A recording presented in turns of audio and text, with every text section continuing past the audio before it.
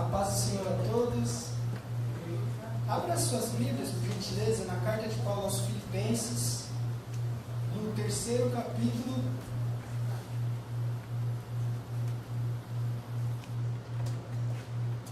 E nós vamos ler do versículo 12 até o versículo 21.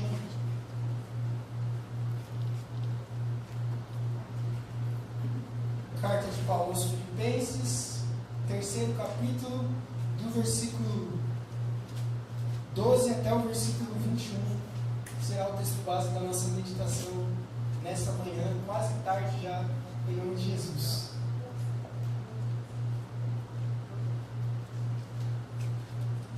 Diz assim a palavra do Senhor, meus irmãos e minhas irmãs: não que eu tenha já alcançado ou que eu seja perfeito, mas vou prosseguindo, procurando alcançar aquilo para que também eu fui alcançado por Cristo Jesus. Irmãos, não penso que eu mesmo já tenha alcançado, mas eu faço o seguinte: esquecendo-me das coisas que ficaram para trás e avançando para as coisas que estão adiante, eu prossigo para o alvo, pelo prêmio do chamado celestial de Deus em Cristo Jesus. Por isso, todos nós somos aperfeiçoados, tenhamos esse mesmo modo de pensar, e se alguma coisa pensam de outro modo, Deus também vos revelará isso. Mas que a gente prossiga na medida da perfeição que já atingimos. Irmãos, sede meus imitadores e prestem atenção nos que andam conforme o exemplo que tem em nós. Porque há muitos sobre os quais vos falei diversas vezes, e agora vos digo até chorando, que são inimigos da cruz de Cristo. O fim deles é a perdição, o Deus deles é o estômago, e a glória que eles têm baseia-se no que é vergonhoso. Eles se preocupam só com as coisas terrenas, mas a nossa pátria está no céu, de onde também aguardamos um Salvador, o Senhor Jesus Cristo, que transformará o nosso corpo de humilhação para ser um corpo semelhante ao corpo da sua glória, pelo poder eficaz de sujeitar a si todas as coisas. Feche seus olhos. Senhor Jesus, nós oramos e pedimos que o Senhor guie esse momento de reflexão conforme a sua vontade. Guia-nos conforme o seu desejo e conforme todas as coisas que o Senhor tem direcionado desde o começo do culto até agora. Que o Senhor possa continuar agindo e se manifestando na sua igreja, e que conforme a sua escritura seja exposta, o nosso coração possa ser rasgado e aberto às suas verdades, à medida que a gente possa se parecer mais com o Senhor e menos com nós mesmos. É isso que oramos. Amém. Pode sentar, meu irmão, pode sentar, minha irmã. Mais uma vez, um bom dia a todos. Espero que vocês tenham tido uma ótima semana. Nós estamos seguindo a nossa série de mensagens aos Filipenses, e o tema da mensagem de hoje é constância no mundo inconstante. Essa série aos Filipenses tem como propósito viver o Evangelho num mundo desafiador. Nós vivemos num mundo onde as circunstâncias têm sido cada vez mais desfavoráveis para viver o Evangelho. As pessoas estão cada vez mais difíceis de confiar. As coisas no mundo estão cada vez mais difíceis. As circunstâncias estão cada vez mais agravantes. E as tendências não são de melhora, mas de piora. E no meio de um dilema, onde amizades tentam nos empurrar para o buraco, onde pessoas quebram a nossa confiança, onde o mundo sempre tende a piorar, como viver o Evangelho? E diante dessa situação, há duas posturas. A primeira postura é abandonar o Evangelho, é negociar alguns valores. E na nossa semana, enquanto a gente é tentado, a gente sempre é tentado a negociar pequenos valores. E são nessas pequenas concessões que costumamos a ser tentados e provados se temos vivido um Evangelho verdadeiro ou não. Mas em segundo lugar, nós podemos viver o Evangelho sim de maneira integral. Existem diversos exemplos na Bíblia de homens e mulheres que foram capazes, pelo poder de Deus, a viverem este Evangelho. Então essa reflexão na carta aos Filipenses tem como propósito a gente aprender como viver o Evangelho num mundo desafiador, sem abrir mão dos nossos valores, sem criar pequenas concessões, sem abandonar princípios importantes para o Evangelho. E um princípio importante que a gente vai ver de viver o Evangelho no mundo desafiador é a constância no mundo inconstante. A gente vive num mundo onde as pessoas desistem fácil. A gente vive num mundo onde a perseverança é cada vez mais difícil. A gente vive num mundo onde escolhas difíceis e rejeitar os próprios desejos são afirmações cada vez mais antiquadas. Vivemos num mundo onde desistir é sempre mais fácil, onde abrir mão dos princípios é mais fácil, onde abandonar verdades e compromissos são mais fáceis. A gente vive num mundo onde a única coisa constante é a mudança. Como diz um filósofo pré-socrático chamado Heráclito, tudo muda. Nunca se entra no mesmo lago duas vezes. E num mundo onde tudo muda, num mundo onde nada é constante, num mundo onde cada vez as coisas vão se modificando, como ser constante? Como ser original? Como ser fiel? Como ser o mesmo? Como prosseguir na mesma direção, no mesmo alvo? No mundo onde os obstáculos têm se modificado à medida que a gente cresce, como continuar constante? Os desafios são cada vez maiores. As propostas são cada vez mais sedutoras. Está cada vez mais fácil pecar, está cada vez mais fácil esconder, está cada vez mais fácil desistir. Como se manter constante no mundo de rápidas inovações tecnológicas? Como se manter num mundo tão abalado? Paulo, a partir do capítulo 3, ele vem nos dar a resposta de como viver constante no mundo inconstante. E Paulo trabalha no texto base que a gente leu, alguns aspectos que a gente vai refletir nessa manhã. A gente vai ver como a gente pode nos tornar constantes no mundo inconstante. E o principal que Paulo diz no texto que nós lemos é tendo um objetivo fixo como Jesus Cristo. O centro de todo o capítulo 3, que está estruturado, tem um alvo chamado Jesus Cristo. Ele é o meu destino. E a partir do momento que Jesus Cristo é o meu alvo e é o meu destino, e como Ele é minha vontade maior, todas as vontades menores são sufocadas pela vontade maior ao ponto que elas somem. É só a gente ver como é estruturado o capítulo. O capítulo 3 começa com Paulo falando: eu era isso. Eu era fariseu, eu era da tribo de Benjamim, eu era zeloso, eu era irrepreensível, eu era perfeito. Se tem alguém que conhecia a Bíblia de cor, era eu. Se tem alguém que tinha decorado a Torá, era eu. Se tinha alguém que tinha seguido a lei sem errar nada, era eu. Se tinha alguém que era circuncidado, era eu. Se tinha alguém que era inteligente, era eu, pós-doutor. Mas aí chega no versículo 8, do 7 ao 8, ele fala: mas tudo que era lucro eu passei a considerar como perda. E eu comecei não só a considerar como perda, mas todas as coisas antigas como esterco, perto de ganhar Cristo. E aí todo o capítulo ele é estruturado em Jesus e nessa premissa, onde Jesus ele é o centro de tudo. E a partir do momento em que Jesus se torna o centro de tudo para Paulo, todas as coisas periféricas perdem o valor e desaparecem. O fato dele ser da tribo de Benjamim não muda mais nada. Se ele era fariseu ou não, tanto faz. Circuncidado no 8º ou no 20º dia, que importa? Irrepreensível na lei, tanto faz. Porque agora o que ele se apegava não era mais nele mesmo, não era mais nas coisas periféricas. Porque a partir do momento que ele enxergou uma vontade maior, um alvo maior, uma pessoa maior, a quem ele considera a vida, todas as coisas perdem o valor e o sentido, e ele consegue prosseguir para o alvo. Por isso, o segredo da constância que Paulo vai trazer, de modo resumido, é ter em alvo Jesus Cristo. Jesus tem que ser o seu propósito. Jesus tem que ser o seu fim. Jesus tem que ser o centro das suas vontades, o centro das suas volições, o que transforma o jeito que você pensa e age.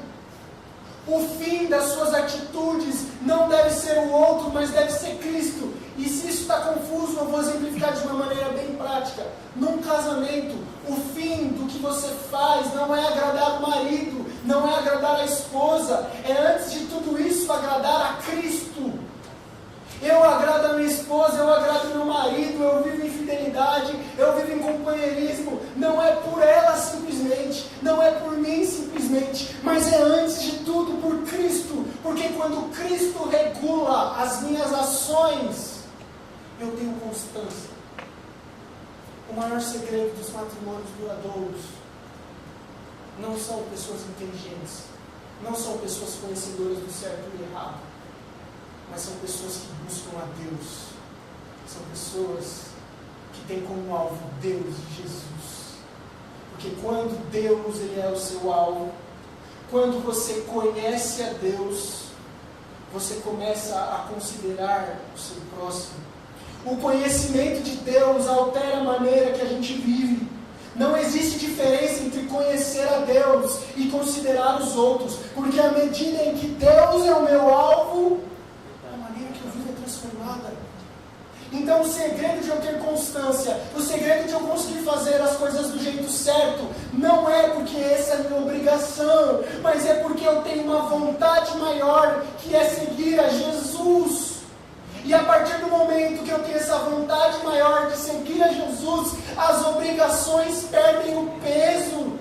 Os mandamentos não são penosos, a vida conjugal não é difícil, a criação dos filhos não é de tortura, porque eu tenho um alvo maior que é Jesus. Quando a gente tem um alvo maior que é Cristo, Ele ressignifica a maneira com que a gente lida e pensa nas situações.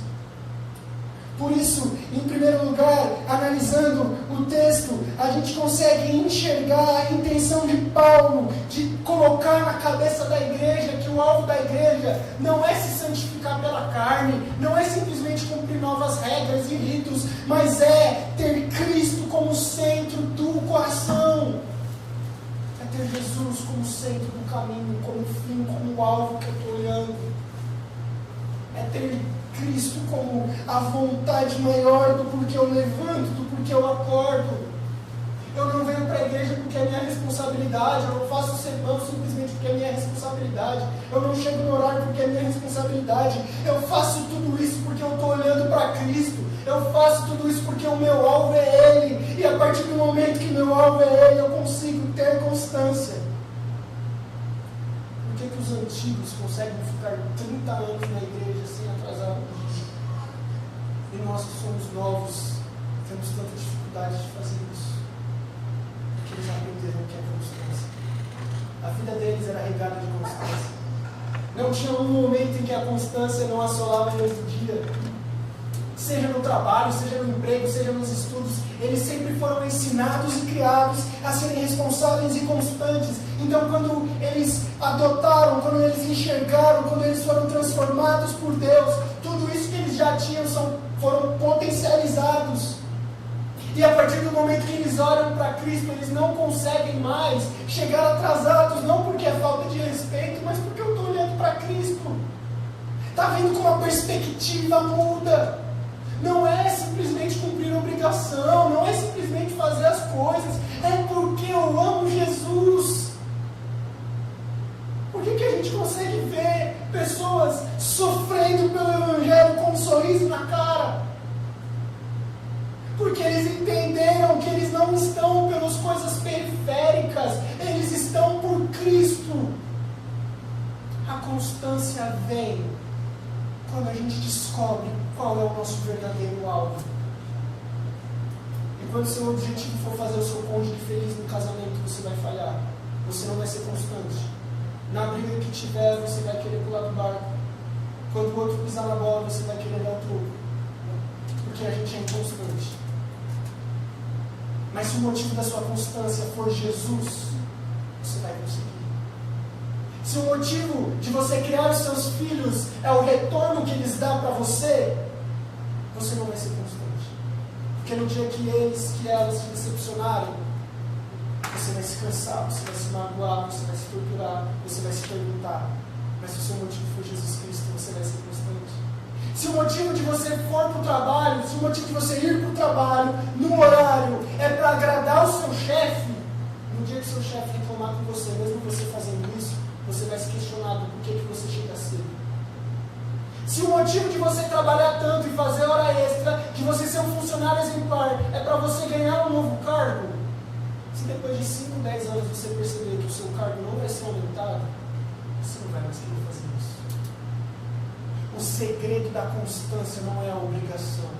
O segredo da constância não é o resultado. O segredo da constância não é as próprias relações da vida. O segredo da constância é estar focado numa pessoa chamada Jesus Cristo. Por isso Paulo diz: eu prossigo para o alvo, procurando alcançar aquilo para que também fui alcançado em Jesus. Esquecendo das coisas que ficaram para trás e avançando adiante, prossigo para o alvo pelo prêmio do chamado celestial de Deus em Jesus. O motivo de Paulo aguentar tanta coisa não era porque ele era um pós-doutor em teologia dos mais inteligentes. Não era porque ele era um cidadão romano. Não era porque ele era um homem experiente. Era porque Jesus era o foco dele. Era porque Cristo era o principal na vida dele. Por isso Paulo consegue falar em 2 Coríntios capítulo 12, que independente dos açoites e naufrágios, ele continua a sentir o poder de Cristo aperfeiçoar. Por isso ele fala: eu sinto prazer nas perseguições. Por isso ele fala: a sua graça me basta. Porque ele entendeu que o alvo dele é Cristo. Porque ele entendeu que uma vida cristã constante não está baseada em pessoas, não está baseada em situações, não está baseada em coisas periféricas, mas está baseada numa pessoa chamada Jesus, que começou a boa obra e vai terminar, que chamou, que predestinou, que glorificou, que salvou. E a partir do momento que o foco dele está nessa pessoa chamada Jesus, coisas vêm, coisas vão, mas Cristo é eterno. É como o texto que a gente leu no início: a gente se afeta, a gente se machuca, mas o nosso olho não está no transitório, está no eterno. Por isso a gente continua firme, mesmo no mundo inconstante, mesmo no mundo turbulento, a gente não desanima, porque Cristo continua nos renovando quando Ele é o nosso alvo. Como Paulo, a gente é chamado a reconhecer as nossas imperfeições e buscar dia após dia a transformação em Cristo. Essa constância, ela é necessária para manter a chama acesa da fé, mesmo em meio às tempestades que a gente vai enfrentar. Mesmo quando tiver 2 na igreja, mesmo quando esses bancos estiverem vazios ou cheios, a nossa adoração continua a mesma, quando o foco é o mesmo. Eu falo isso com todo temor e com toda a sinceridade do meu coração a vocês. Seja nos cultos de sábado, domingo ou terça-feira, com 30, 40 ou 2 pessoas, eu nunca preguei mais ou menos. Eu nunca me dediquei melhor ou pior para um. Nunca escrevi mais ou menos linhas. Nunca deixei de me preparar mais ou menos ou querer falar tudo que eu acredito que é necessário ser falado. Porque o que nos move não é o número de pessoas, não é o dia da semana, não é nenhum cansaço que a gente pode estar sentindo no dia, mas é a missão de Cristo. Mas é o alvo que foi colocado na minha frente, que não é agradar as pessoas, não é agradar a mim mesmo, não é cumprir as obrigações, mas é amar a Deus, é prosseguir para o alvo.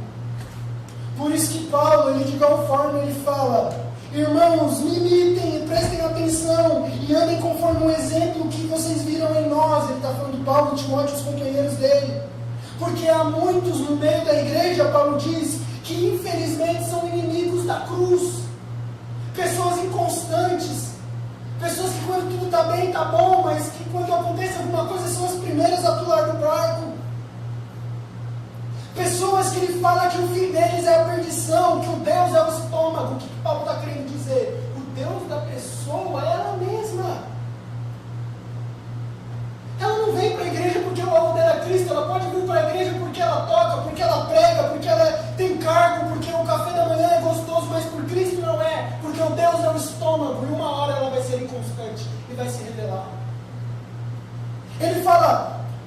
A glória deles se baseia no que é vergonhoso, eles só se preocupam com as coisas terrenas. Então a igreja, ela tem as pessoas constantes e as pessoas inconstantes. E Paulo está falando, olhem para o meu exemplo, estejam como eu estou, e vocês verão os constantes e os inconstantes. Os constantes estarão sempre seguindo para o alvo. Os constantes chegarão no horário. Os constantes pregarão e louvarão com 2, 10 ou 20. Os constantes estudarão, os constantes amarão, os constantes estarão dispostos, os inconstantes pularão do barco. Os inconstantes não virão. Os inconstantes amam a si. O Deus deles é o estômago. Eles estão no caminho da perdição e se preocupam com as coisas terrenas, e a glória deles é um desejo vergonhoso. Eles estão na igreja, eles se vestem como crente, eles se portam como crente, eles têm reflexões de crente, mas não são. As atitudes deles, o comportamento deles provam o contrário, a reação deles prova o contrário. Provam que não abraçaram Jesus como alvo, mas abraçaram a si mesmos. E o destino de todos que abraçam como alvo a si ou a outros é a perdição, que é o que diz Paulo. Você quer ser constante? O alvo da sua constância não é você nem agradar o outro, mas deve ser o Cristo. Ele não é um alvo, ele é o único alvo. Jesus não é o caminho, ele é o caminho. Jesus não é um Deus, Jesus é o Deus. Jesus, ele requer 100% da sua vida, 100% da sua atenção e 100% das coisas que você faz. E escute isso em nome de Jesus como alguém que já experimentou perder muitas coisas. Enquanto Jesus não for tudo para você, ele vai tirar tudo que você tem, até você cair na real. Enquanto você não deixar tudo para Cristo, ele vai tirar tudo que você tem. Enquanto Jesus não for o primeiro lugar da sua vida, ele vai quebrar todos os altares que você construiu e ídolos no seu coração. E vai ser doloroso, e vai ser duro, e vai ser difícil. Mas glorifique a Deus, porque Ele está te dando misericórdia de colocar o alvo certo na sua vida, para você largar a imaturidade, a inconstância e abrir caminho a uma vida constante cristã de adoração. Em último lugar, Paulo ele fala que uma constância na fé implica num compromisso que não é só individual, mas é pessoal, é social. A gente é chamado a transformar estruturas injustas. Somos chamados a transformar um mundo caído, inconstante, num mundo transformado pela glória de Deus. A gente se inspira em Cristo para transformar os lugares onde a gente está. O Evangelho não é individual, o Evangelho não é para mim, o Evangelho é para nós, o Evangelho é para o mundo. Não tem como eu ter Cristo como alvo e permanecer no ambiente que eu estou, permanecer nas atitudes que eu tenho. Uma pessoa que tem Cristo como alvo, ela tem a missão de transformar as estruturas injustas que o pecado trouxe. Ela não consegue ver pessoas sendo tratadas de maneira diferente, de acordo com o estado social, cor da pele ou etnia, mas por amar a Cristo, ela transforma esse ambiente. Ela não consegue ser infiel, porque por amor a Cristo ela tem um compromisso. Ela não se move simplesmente por um ativismo social, por uma ONG, mas ela se move por amor a Cristo. Quando Cristo é o centro da sua vida, você é transformado e o jeito que você vive, no contexto que você está inserido, é mudado. Por isso eu quero trazer algumas reflexões práticas a seguir. Em primeiro lugar, reavalie a sua caminhada espiritual. Reconheça as suas limitações. Reconheça os seus pontos vulneráveis que o diabo ataca e o seu coração te tenta. E comprometa-se num crescimento diário com Cristo. Como eu falei, a vida cristã ela não é uma linha reta. Ela é uma escada. É cansativo. Dói a panturrilha. Às vezes dá cãibra. É difícil. Mas envolve crescimento. Não tem como viver uma vida cristã de anos de igreja, lutando com os mesmos pecados que lutou de quando se converteu. Não tem como viver uma vida cristã onde não cresceu nada, onde não amadureceu nada. Por isso, reavalie a sua caminhada espiritual. Quem tem sido o seu alvo? Você mesmo? Outra pessoa? Alguma situação no trabalho, não sei, os estudos? Você só vai crescer nessa caminhada se Cristo for o seu alvo. Em segundo lugar, quando Cristo é seu alvo, você é chamado a transformar o ambiente que você está inserido. A fé ela não é para mim. A pregação de sábado não é para ficar na igreja. Mas no momento em que eu tenho Jesus como alvo, eu entendo os valores do reino e vivo num mundo contrário aos valores do reino, eu começo a manifestar esses valores e o mundo onde eu estou inserido é transformado. Os amigos com quem eu bebia não me verão beber mais. Os amigos que tinham normalidade de falar palavrões na minha frente deixarão de falar porque me respeitam. As pessoas com quem eu me misturava, não me misturarei mais, não porque me afasto delas, mas porque elas mesmas me respeitam, porque elas enxergaram Cristo em mim. Aquele que fala tanto palavrão vai começar a falar menos, aquele que tanto bebe, beberá menos, porque ele enxergará em você a luz de alguém que segue a Cristo. Não tem como existir um evangelho sem engajamento social. Não tem como. Não tem como viver um evangelho onde você não é diferente na sua empresa e nos seus estudos. Não tem como viver um evangelho onde você não é diferente na sua família, no jeito que trata os outros. Só que é importante que essa diferença não seja baseada num alvo humano. Eu não vou me engajar socialmente simplesmente porque eu tenho que preservar a camada de ozônio. Eu não vou deixar de jogar lixo na rua porque quando chover vai ter enchente. Não é só sobre isso. Eu deixo de fazer essas coisas porque é importante, mas em primeiro lugar é porque eu amo Cristo. Eu não deixo de tomar álcool porque eu posso me viciar. Eu não deixo de fumar porque é pecado. Eu não jogo na loteria porque não é certo. Eu não deixo de fazer as coisas por um moralismo. Eu as deixo por amor a Cristo. Cristo tem que ser o motivo da influência das suas atitudes, e não os outros, e não si próprio, e não as agendas e propagandas do mundo, da ONU. Deve ser Cristo. O segredo para uma constância na vida cristã é Cristo. Ele é tudo. Ele é a ponte, Ele é o Deus encarnado, Ele é o homem, Ele é o perfeito, Ele é o mediador, Ele é o sacerdote, Ele é a oferta. Jesus é tudo. E repetindo, enquanto Cristo não for tudo na sua vida, você nunca vai ter algo. E Ele vai tirar tudo até você perceber. Por isso, eu quero concluir dizendo que nós possamos, nessa manhã, derrubar os nossos ídolos e os nossos alvos que colocamos na frente de Jesus.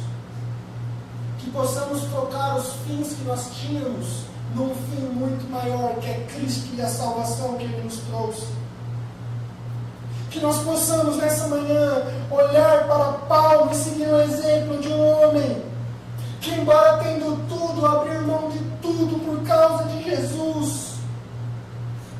Que nós possamos ansiar em ter um encontro com Deus que muda para sempre a maneira com que a gente vive e a maneira com que a gente porta.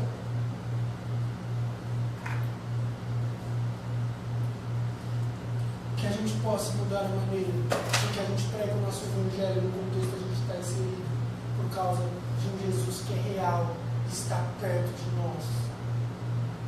Não coloque seu alvo em pessoas, não coloque seu alvo em coisas. Você vai ser a pessoa mais frustrada e inconstante da terra, porque nós somos infelizes e incapazes de fazer o certo. Coloque o seu alvo em Jesus. Deixa Cristo guiar a semana. Deixa Cristo guiar a maneira com que você trata o seu cônjuge. Deixa Cristo guiar a maneira que você educa os seus filhos. Deixa Cristo guiar a maneira, o horário que você acorda para ir para o trabalho e a maneira que você vem para a igreja. Deixa Cristo guiar você. Enquanto você viver simplesmente pelo certo e o errado, você vai continuar errando. Eu falo isso com toda a certeza do mundo. As consequências do pecado, o conhecimento de que isso é errado, não é suficiente para a gente deixar de cometer. Não é. Saber o que o pecado vai te causar não é suficiente para você deixar de pecar. Saber que pecado é pecado não é suficiente para você deixar de pecar. Saber que isso entristece Deus não é suficiente para deixar de pecar. A única maneira que você consegue deixar de pecar, a única maneira que você consegue deixar de considerar você mesmo, deixar de considerar os outros, é com um amor maior. É com Cristo guiando a sua vida. É com o coração transformado por Ele. É fazendo isso por causa dEle. É vivendo cada segundo da sua existência por Ele. É falando como Paulo falou: eu já considero tudo como perda, perto de ganhar a Cristo. Considero todas as coisas perto de Jesus, a esterco. Cristo é superior a tudo. Cristo é mais excelente do que tudo. E eu quero ficar de pé com você, em nome de Jesus, pode ficar de pé. Eu quero concluir lendo uma canção da Bíblia, que está em Colossenses 1, versículos 15. Diz assim: Ele é a imagem do Deus invisível, primogênito sobre toda a criação. Porque nele foram criadas todas as coisas, nos céus e na terra, as visíveis e as invisíveis, sejam tronos, domínios, principados, poderes, tudo foi criado por Ele e para Ele. Ele existe antes de todas as coisas e nele tudo subsiste. Ele é a cabeça do corpo, que é a igreja, é o princípio, o primogênito dentre os mortos, e em tudo Ele tem o primeiro lugar, porque é da vontade de Deus que nele habite toda a plenitude, e havendo feito paz pelo seu sangue, é por meio dele que houve reconciliação com todas as coisas nos céus e na terra. É por meio dele que vós, que no passado eram estrangeiros e inimigos, por causa das suas obras más, são reconciliados pelo corpo dele, a fim de que agora serem santos, inculpáveis e irrepreensíveis diante dele. Tudo é por causa de Jesus. Ele é o primeiro, Ele é o supremo, Ele é o alfa, Ele é o ômega, Ele é o dono da sua vida. Eu não tenho coragem de falar: entregue a sua vida ao senhorio de Cristo. Ele já é o Senhor da sua vida, quer você queira ou não, quer você seja crente ou não. Ele é o Deus sobre todas as coisas. O que eu te digo é: lance-se no senhorio de Cristo. Coloque Ele como seu alvo. Ame Ele acima das outras coisas. Deixe Ele ser o primeiro lugar. Deixe Ele ser a motivação das suas atitudes. E você terá o seu coração transformado. E você será constante, mesmo no mundo inconstante. Feche seus olhos. Senhor Jesus, muito obrigado pela mensagem que o Senhor nos trouxe hoje. Que o Senhor possa verdadeiramente transformar quem nós somos. Confessamos que muitas vezes somos esses, regidos e regados pelo moralismo, pelo certo e pelo errado. Confesso que muitas vezes somos esses que são inconstantes, que frequentemente necessitam de doses de ânimo para continuar. Somos esses desanimados que muitas vezes se mostram fracos e que deixam a chama se apagar cada vez mais e que se esquecem do primeiro amor. Mas eu acredito que pela sua palavra hoje nós fomos confrontados.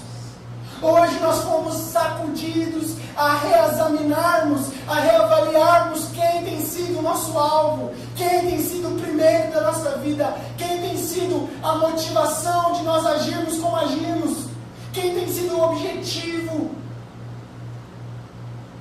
E que através da sua graça e do seu poder, que através da glória das Escrituras, nós possamos ser transformados, os ídolos possam cair, os desejos errados possam sumir, corações possam ser mudados, porque Cristo está reinando neles, porque o alvo deles mudou, porque eles encontraram um amor maior, eles encontraram um prazer maior, eles encontraram uma motivação maior, uma alegria maior, a ponto de que eles podem ser entregues a leões no Coliseu, mas continuam fiéis e alegres a Jesus.